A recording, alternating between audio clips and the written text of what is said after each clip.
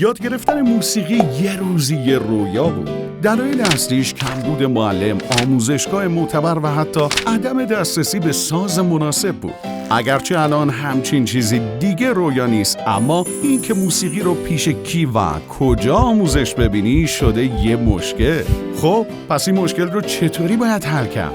الان بهتون میگم. رفتن به آموزشگاه‌های موسیقی دارای مجوز از وزارت فرهنگ و ارشاد. چرا؟ چون هر کسی نمیتونه بدون گذراندن مراتبی مجوز تأسیس آموزشگاه موسیقی و یا اجازه تدریس بگیره.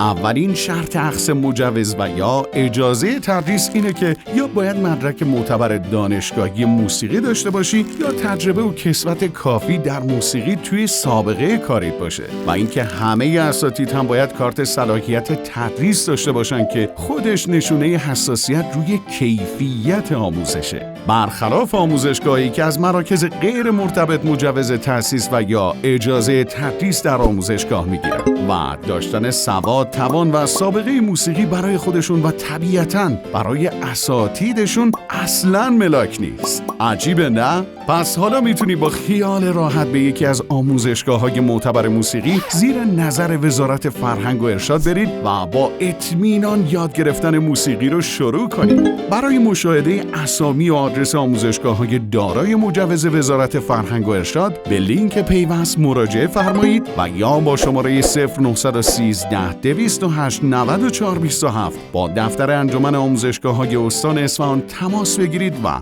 لیست آموزشگاه‌های مجاز رو به دست بیارید. نگران هیچ چیز نباشید چون ما همیشه کنارتون هستیم.